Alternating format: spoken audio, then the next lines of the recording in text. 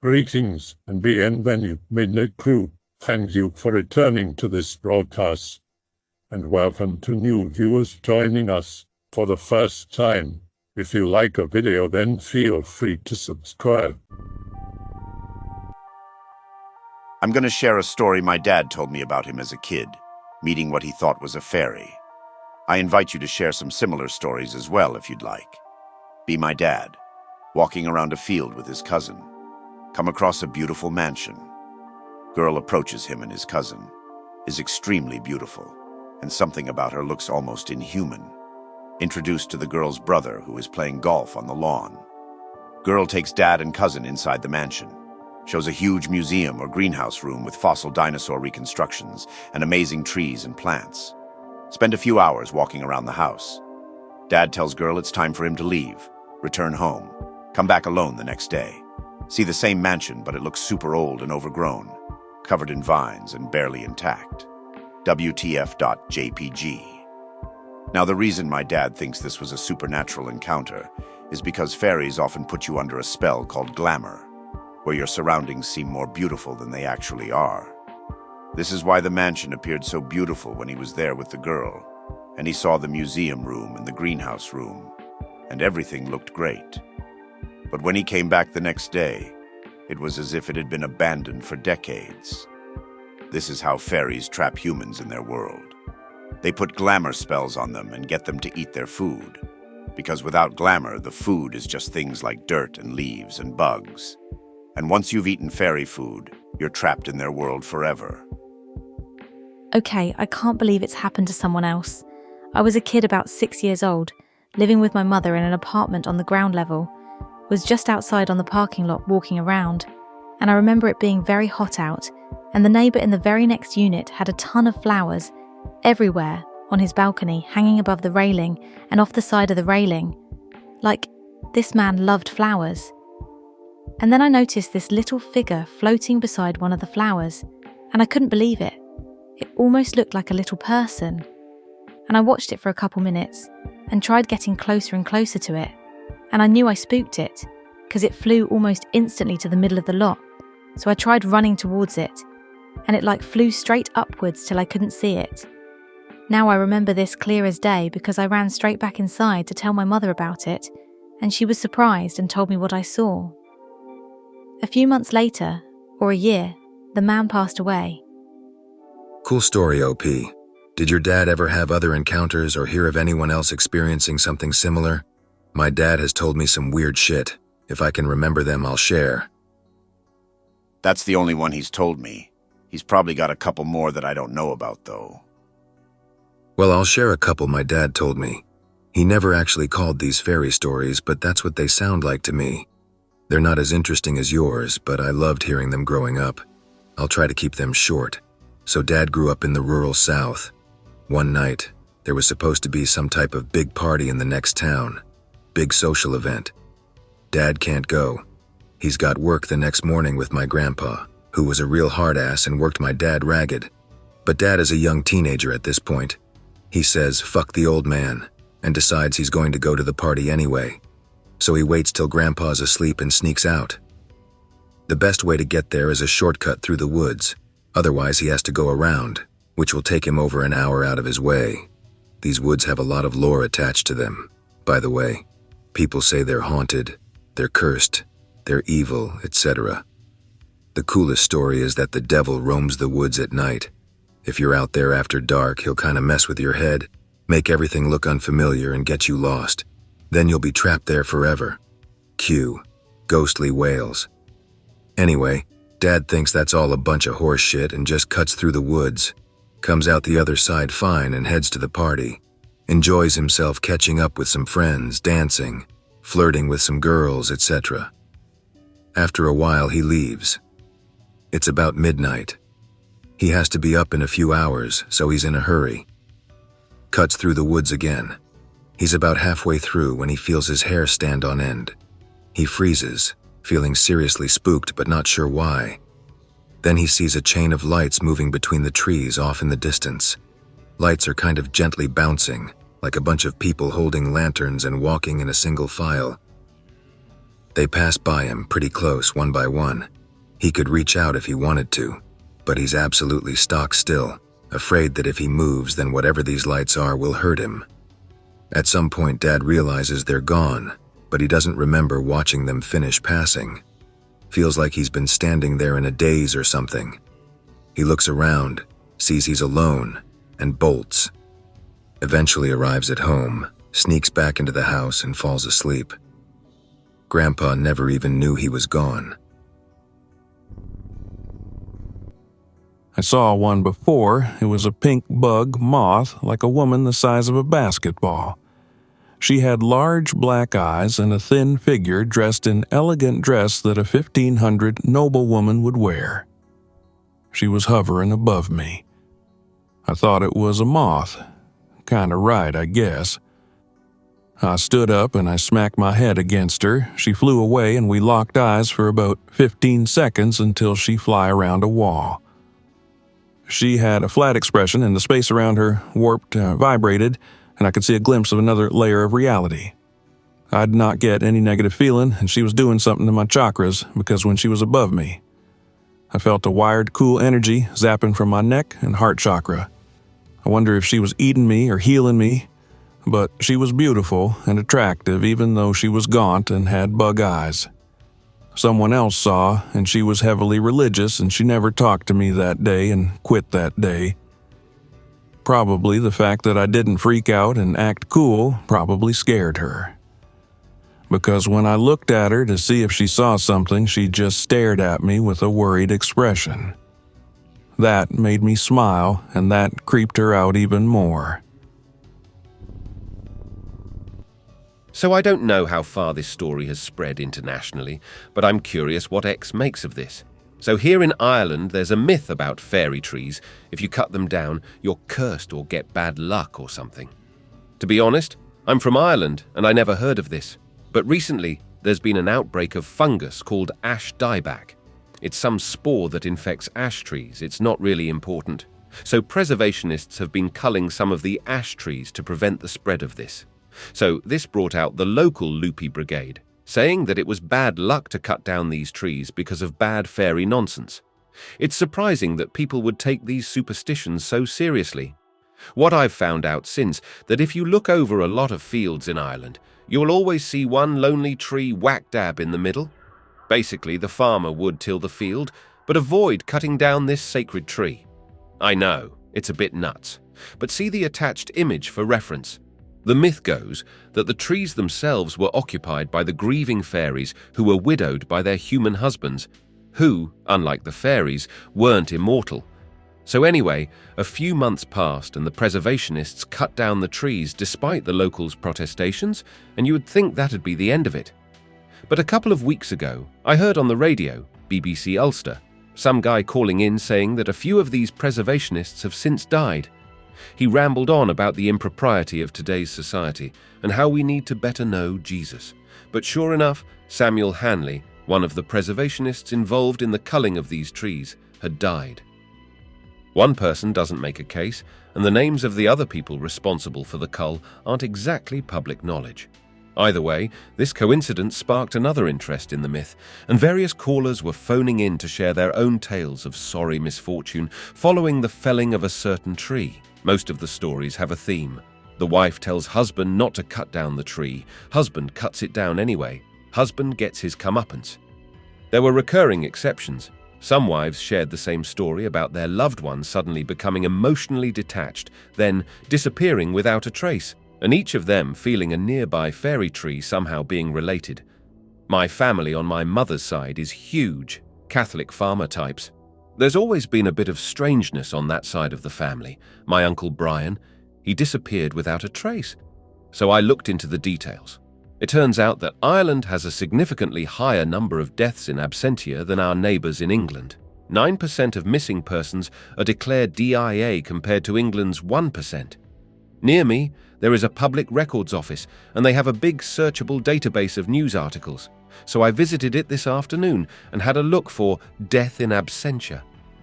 There were too many articles to really pick through, so I added tree to the search, and shockingly enough, I still got too many articles. I immediately went to the oldest, And this is an interesting excerpt from that article, Ghouls Responsible for Mysterious Disappearance, our 1912. She described her husband as a stranger in the days leading up to the disappearance. Come rain or sun, he would wander around a lonely hawthorn tree for hours. Mrs. Molly believed the tree had a hex on her husband. She now plans to have it destroyed. Sadly, there were no follow-up article about the wife's sudden misfortune having destroyed this tree. I'd almost be tempted to drive to Meath to see if it's still there. I want to add that there is a similar myth here in Sweden about junipers.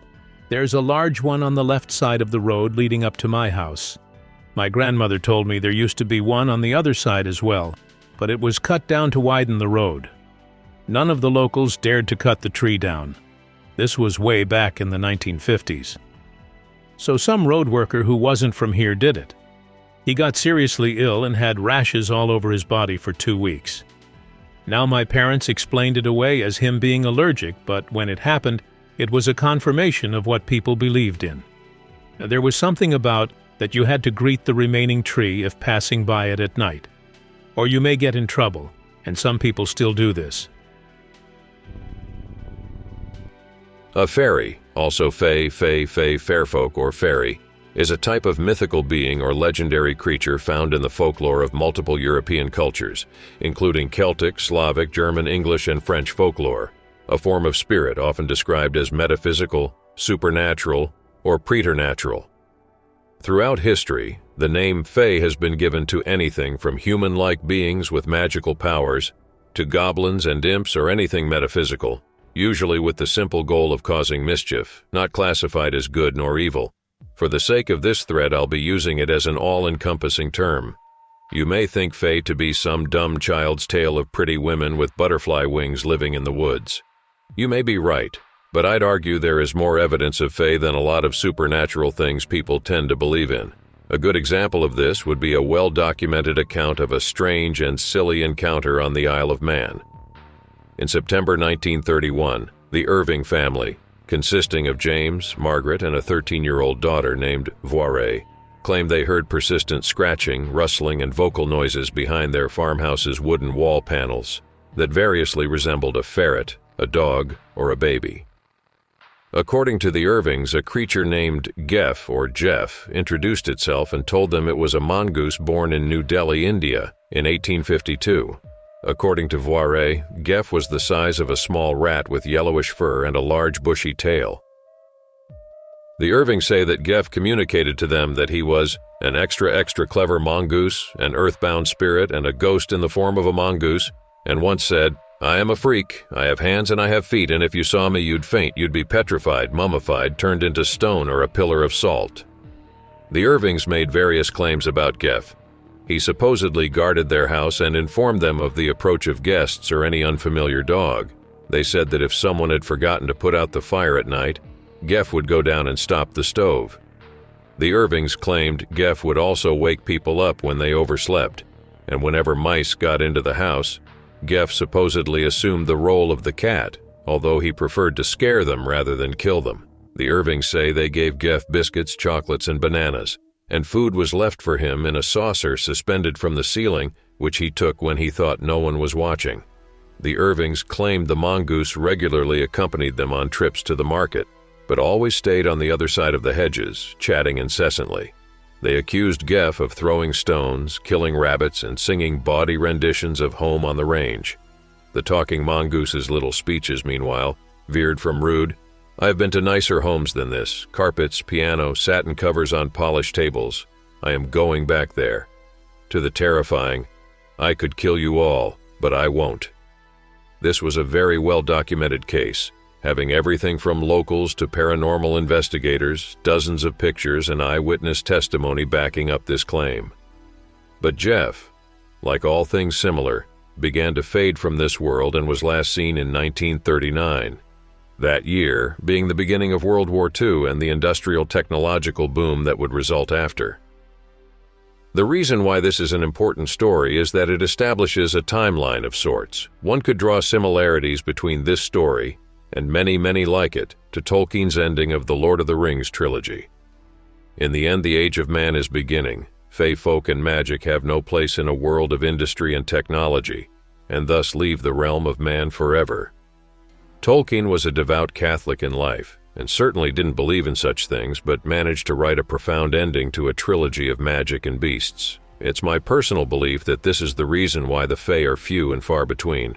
Only stories of skinwalkers, Wendigo, monsters, Bigfoot, cryptids, beasts that defy logical explanation can only exist deep in the woods, on an abandoned back road, far, far away from civilization where our link with the otherworldly hasn't been completely severed, and things can sometimes bleed through into our reality. Well said, Anon. I feel the same way. I think that in developing ourselves technologically as we have in turn damaged our connection to the spirit world. My great-grandparents are a good example. We never visited them often when I was a kid, but the few memories I do have are my great-grandfather bringing me along during a hunt and always leaving a piece of what he killed in the woods before bringing it home. We always give them their share, and when I'd ask him what he meant by that, he'd talk about things that live inside the trees and would get upset if you took from them without leaving something in return. My father would usually just tell him to not fill me and my sister's heads with nonsense, but I could tell he really believed it. People like that, who live deep, deep in the woods, understand the connection, and it's a part of their everyday life. A lot of film and literature that features fairies, unless set in a fantasy realm, include them and the rest of European mythical creatures as beings that were driven into hiding. They're portrayed as creatures that used to rule before man came with iron and new religion, and beat them back until they had to go into exile, underground or hiding, etc. Fairies have always been one of my favorite areas of folklore and mythology, being from Wales, and though I've read a lot of stories with fairies in, nothing speaks about fairy culture before the Great Collapse and the arrival of man. Does anybody know any stories or books about this? Stories about the war between man and fairfolk but not set in an alternate magical reality? Stories about the systematic extermination of mythological creatures and the colonization of previously fairy-owned places. Folklore that is set before fairies was something hidden and secret and rare to humans. I'd appreciate any directions you could point me in. It goes way back in time and isn't exclusive to fairies, which is a rather broad term. Humans have nothing to do with it, as they weren't even a thing back then. To make this short, the original inhabitants of this world, which I call elementals, were forced into hiding due to an ongoing invasion by a warlike deity and its armies. This is the demiurge, Anunnaki, or whatever. Those events twisted the natural laws of the world, shaking the foundations, as described in the Bible, and overall screwed up everything. Thus, the current state of things seems so absurd and feels unnaturally wrong. Though, don't forget that humans are a construct of sorts, and are essences and souls. If there's one, which is becoming more and more rare due to overpopulation, can belong to any kind of being that set a foot in this place, including those elementals. This also contributes to the absurdity. But the biggest offender is the twisting and destruction of natural laws by that entity. Big part of why it worked so well is because one of the primordial protectors of this place betrayed it and joined the invaser. Being a vital part of it, that being can basically do anything and won't be expunged because the world can't recognize it as a threat, but rather a part of itself. This is similar to how the immune system operates, but instead of blood cells, there are natural laws and boundaries. An alien being, first of all, can't budge into a world that it doesn't belong to, and much less dictate its term. It is also fully bound to the laws that govern it. The exception in our case is that treason I mentioned earlier, basically a Trojan horse. Fairies and other original inhabitants fought back but were gradually subdued and forced into hiding in other layers, dimensions, or whatever. So they're still around, but not quite.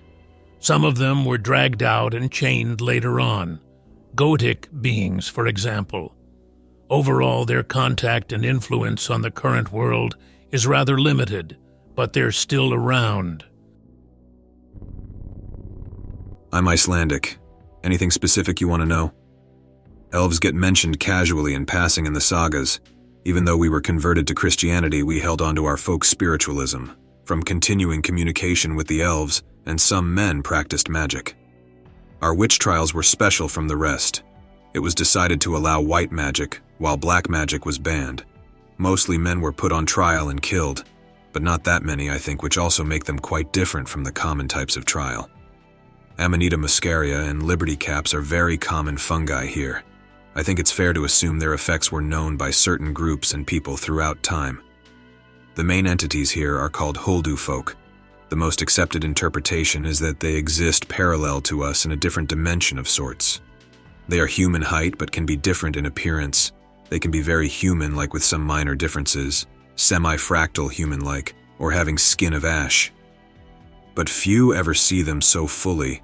Rather, they are seen as shadow people in nature, usually by hills, trees, or rocks. These are probably the ones you think of as elves. Then there are the Alfar, which are the little people, the gnomes. Alfur is rather what would be translated as an elf, but it's not like these names are concrete. I suppose I can just call them the little Holdu folk. We build houses for them in trees and on the grass. Sometimes you can sense their cities in some small, complex rock formations. They are very connected to the mushrooms, too. Troll are also common in our myths, but only met in our dreams as far as I'm aware. But there is a type of feeling, like a parallel memory when you look at certain mountains or vast open places. Odin with his brothers created this realm from the remains of a slain giant, after all, in the most common Nordic cosmogony. As for aliens, there are the dwarfs. These are quite dangerous and difficult to communicate with beings. They are good at crafting spiritual consciousness technology, but often have an uncomfortable, hard-to-fathom ulterior motive with humans and want material things. They are good at making the small staffs that many greys are seen with, if you are familiar with that. Anyways, there aren't as many who know all these spirits exist anymore, maybe 10% being generous? Likely a significant amount compared to other European countries, though. In a group of, say, 30 people, 4 or 5 might be elf-aware, 1 or 2 experienced with them. And of course, this isn't like the end-be-all definition and interpretation of things, but it is how I see it at least. There are also lots of cryptic creatures, of course, but I find the regular entities far more interesting. When I was younger, my grandma, whose family came from Ireland, used to tell me that I'd inherited Faeblood, which was why I was so small. She used to read me fairy tales and folklore too. I was never quite sure if she was serious, or just telling me that to make me feel better. I did, however, have an experience when I was about 16 in a forest down in Cornwall. Coming back from holiday with family, when we pass a forest, decide to stop there in the car park and go for a walk. I decide to wander off on my own and explore deeper off the main paths.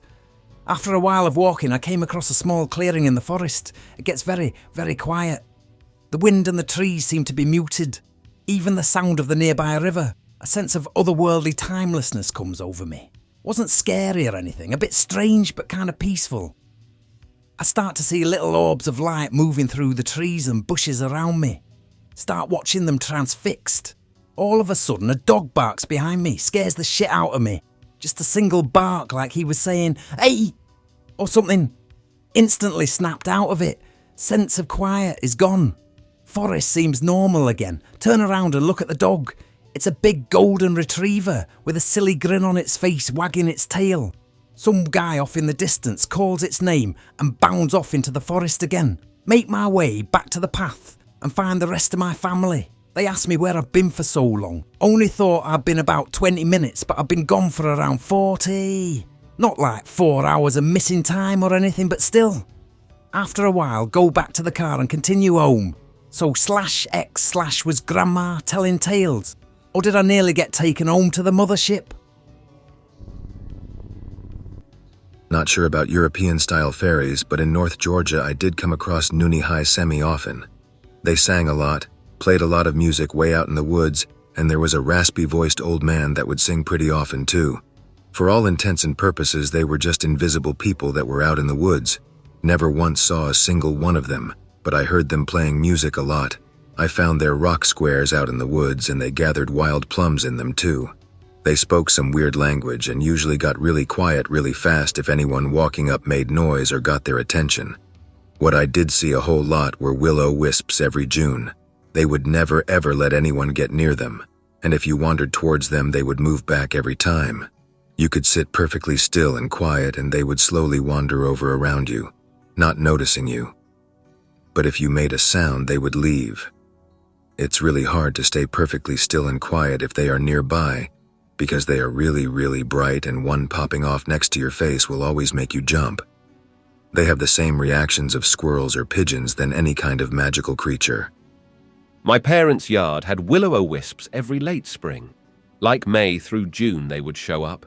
The acting like pigeons is accurate. They will flutter all around until the minute you try to walk toward them. They always shrink back from you forever, which I assume is where the stories of them leading people out into the woods to get lost come from. They just retreat from people no matter what.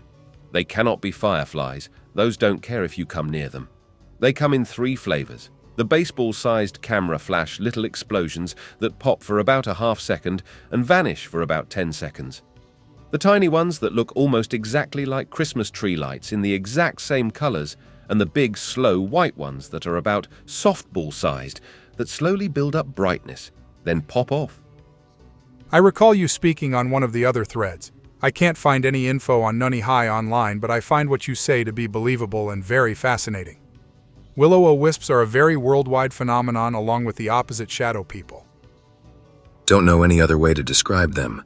They gather fist-sized rocks and arrange them into large squares and rectangles along the ground. About 10 feet wide usually. You will find 2 or 3 of them near each other in clearings in the woods. And inside the circles would be little piles of gathered things like acorns, plums, scuppernongs, etc. The lady across the street said the neighbors, her term for the people in the woods that played all the music, would build them. I've talked about them a few times here in the last couple of years, since my experiences were just that damn profound. It was years later when I heard the term Nunni Hi, and reading their description it was word for word what I experienced. From what I have seen, they are either extremely private or easily threatened, because they will make all the noise in the world until they notice a person nearby, and they will drop to dead silence. Except one night when they were playing a lot of music near the lake in the abject darkness, my father and I walked towards it to find out what was making the noise, and it was suddenly behind us. I do have one story of a more direct interaction, but it was more being herded out of the woods to the road. I think I posted that story once too. Amazing experiences, Anon. They sound like what I have heard described with the music and the silence, and herding people away from the forest where they meet, but I have never heard of them making large squares and rectangles on the ground before. Very fascinating. Do you still live nearby? Nope.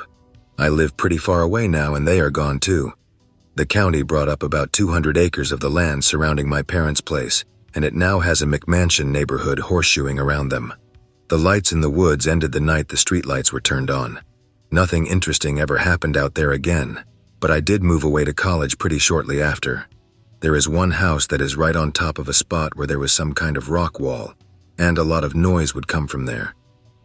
I often wondered if it's haunted today.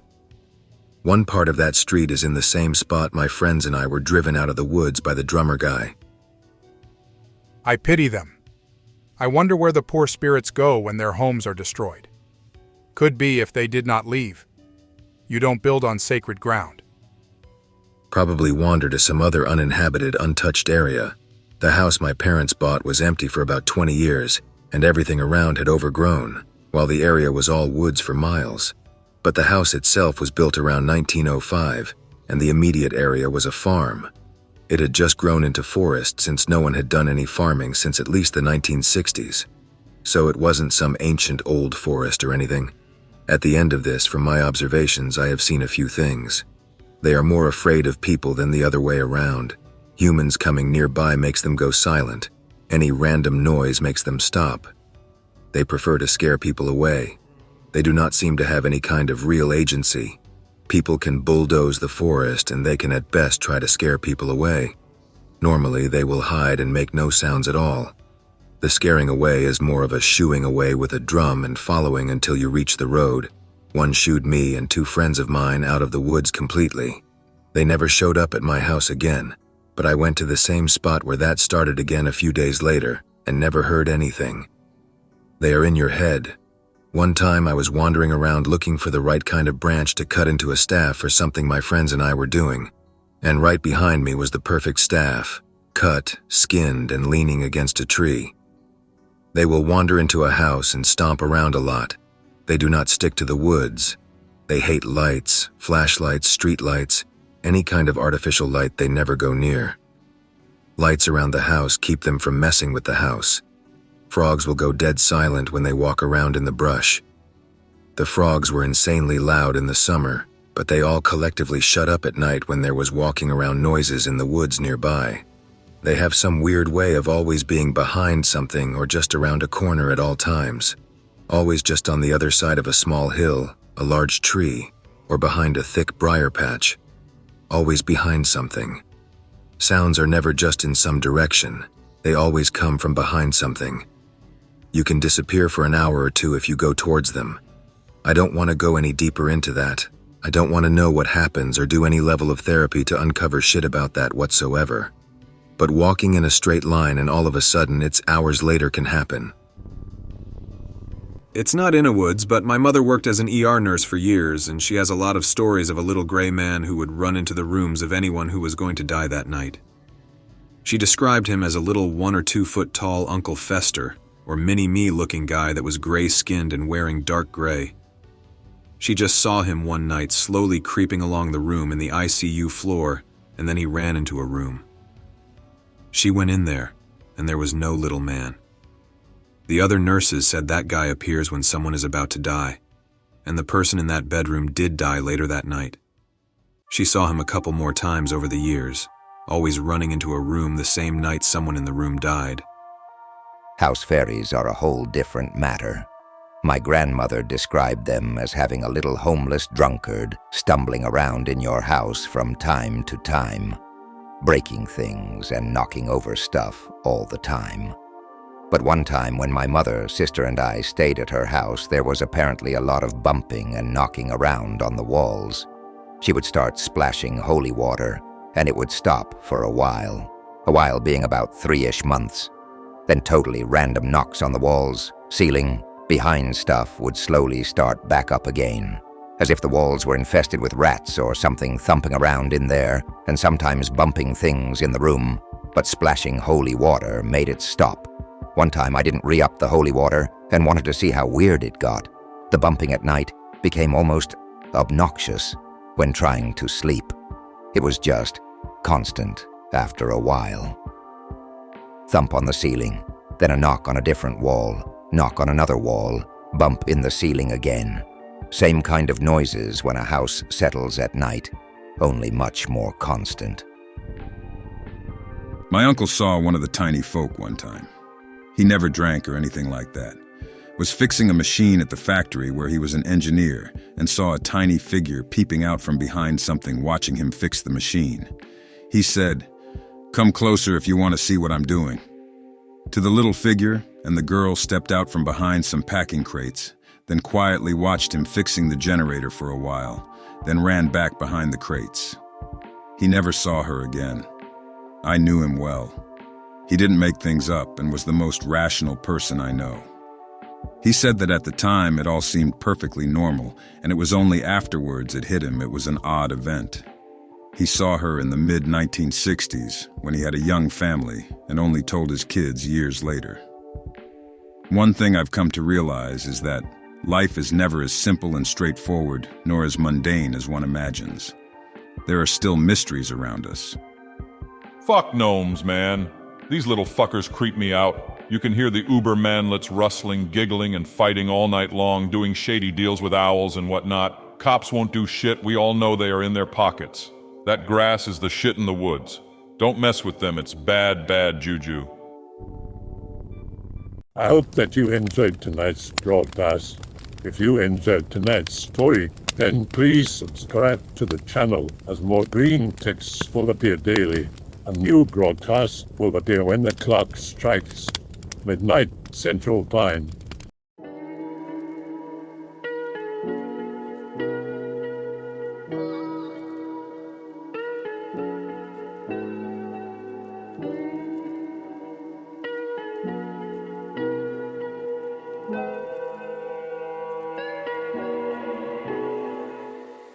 Remember to check the Odyssey and Rumble pages for separate archives of previous broadcasts.